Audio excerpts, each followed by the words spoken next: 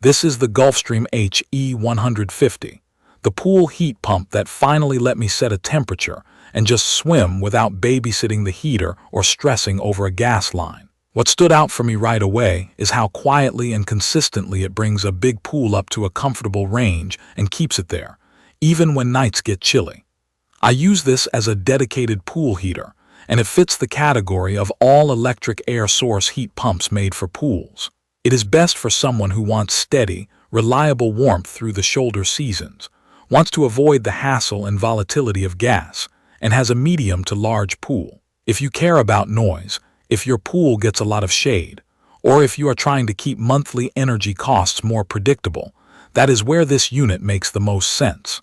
My pool is roughly 30,000 gallons, shaded most of the day, and I like early morning swims. That is a tough combination, and it is the reason I chose this exact model. The design looks clean and modern, but what matters to me is how the design helps daily use. The cabinet is made from acrylonitrile butadiene styrene plastic, which has been tough against sun and rain. It has not chalked, faded, or warped on me.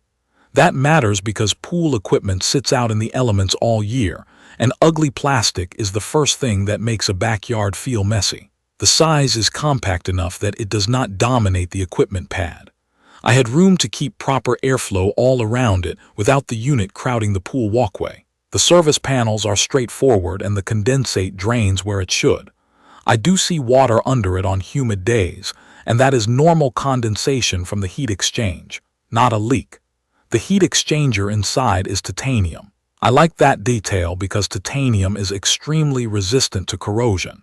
If you have ever struggled to keep water chemistry perfect week after week, titanium buys you some peace of mind. Using it day to day has been simple. I did not install it myself. I had a licensed pool tech handle the plumbing and mounting, and a separate electrician upgrade the breaker and connect the wiring to my panel. In my experience, that was the right call.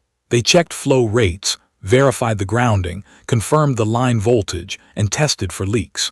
Once powered on, setup was basically set the temperature on the control panel and let it run. The controls are intentionally basic. Clear up and down buttons, a readable digital screen, and no complicated menu trees. I do not need a phone app to heat water. I want one reliable set point and an easy way to change it. That is exactly what I got. Speed matters, and here is what I saw. With water in the low 60s, I set the target to the mid-70s in the afternoon. By the next day, the pool was where I wanted it. That is in a mostly shaded yard. If you have more sun, your experience might be a little faster. If your nights are colder, it might take a bit longer. In ongoing use, it maintains temperature without drama. I wake up early, step outside, and the water is where I left it the night before. I did notice that using a solar cover at night helps hold the heat, so the pump does not have to work as hard the next day. But even without a cover, the set point holds steady once you are up to temperature. Noise was a big personal concern. I have neighbors close enough that a loud unit would be a problem. This one is pleasantly quiet. The sound is comparable to a dishwasher humming in another room. I can sit near the pool and have a conversation without raising my voice. There is no sharp compressor clank or high-pitched whine.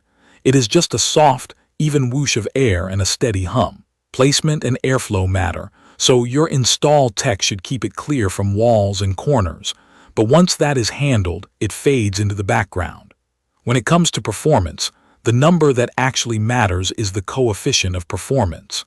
On paper, the Gulfstream HE150 is rated around 6.2. In plain terms, for every unit of electricity it draws, it puts out a little over 6 units of heat. Real life always varies with air temperature and humidity, but that efficiency shows up on the bill. With previous heaters, my energy costs jumped hard every time I tried to stretch my season. With this, I saw a monthly bump that ranged from about $50 to roughly $150, depending on the weather and how aggressive I was being with the set point. For the comfort I get, that increase has been much easier to live with. It is also nice not watching gas prices and not thinking about gas line maintenance. To push it, I tested it during a week of cool nights and cloudy afternoons. I set the target in the upper 70s, which is a comfortable range for me. It took a full day to get there from the low 60s, and once it did, it held. I swam at sunrise and late evening, and the water felt consistent.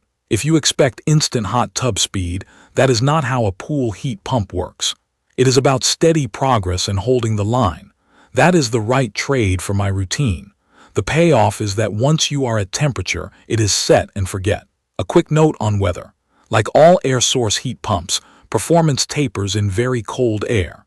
In my climate, shoulder seasons are where it shines.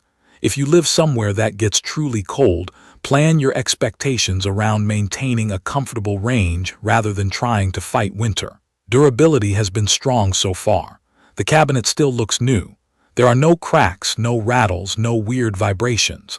The titanium heat exchanger is the quiet hero here. I check the chemistry weekly, and even when I slipped off on balancing after a storm, I did not see any side effects on the unit.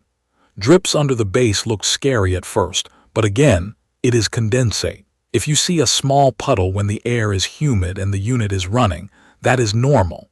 If you are unsure, call support, but condensation is part of the process. A few real-world observations stood out during daily use. The control board remembers your temperature setting after power interruptions. That meant I did not have to reprogram it after a brief outage. The display is bright enough to read in daylight. The buttons have a firm click, so you know the command registered. The unit does a good job ramping quietly rather than banging on and off. Water flow requirements are important, so I had my pump schedule coordinated to keep water moving through the heater during its run window. If your pool pump is variable speed, ask your installer to set a speed that satisfies the heater's minimum flow and you will be fine. A typical use case for me goes like this. The forecast says a cool week ahead.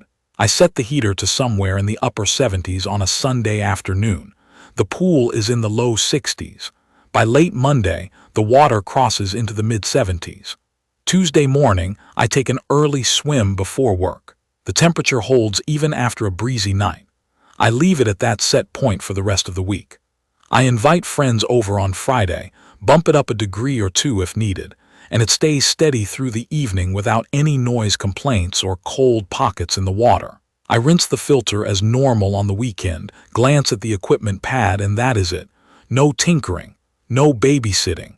There are a few smart touches that actually help. The simplicity of the controls means anyone in the family can walk up and adjust the temperature without a learning curve. The sturdy cabinet resists sun, rain, and pool chemical splash, so I'm not worried about replacing brittle panels a couple of seasons in.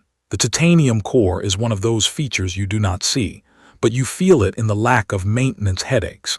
And while it is not a smart home gadget with a fancy phone app, I consider that a plus.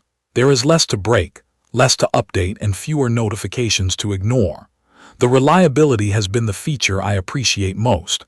It is not perfect, and it is worth being honest about a few things. If you are impatient and want your pool to jump 10 degrees in a few hours, a heat pump is not the right tool. Plan a day to get to your target temperature, especially with a big pool. I also had to wait longer than I wanted to get a call back from support at the start of summer when every pool owner wakes their gear back up.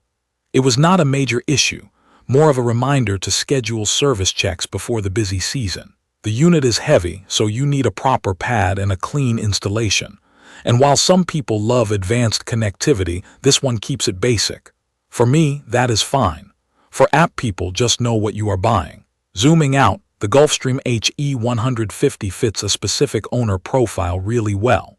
If you want consistent warmth without the gas lines, if noise and backyard aesthetics matter to you, and if you value efficiency you can feel on the bill, this is a strong choice. It has the performance to bring a large, shaded pool into the comfortable zone by the next day. It holds temperature through cool nights with minimal fuss. It runs quietly enough that you forget it is on. It uses materials that stand up to real backyard life. And the straightforward controls mean you do not need to be a pool tech to manage it. Add in a parts warranty that spans 5 years, and there is real peace of mind built in. I am keeping it as my daily driver for pool heat. It is not flashy, it does not try to be a smart gadget, and it does not need to.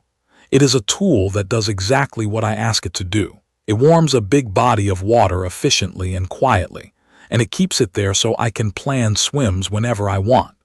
If you are tired of temperature swings or you are done with gas complications, and you want a dependable set and forget solution, I think you will like this unit for the same reasons I do. Check the comments of this video for a link to see the current pricing of the Gulfstream HE150 100 and 36,000 BTU pool heat pump. Thank you for watching.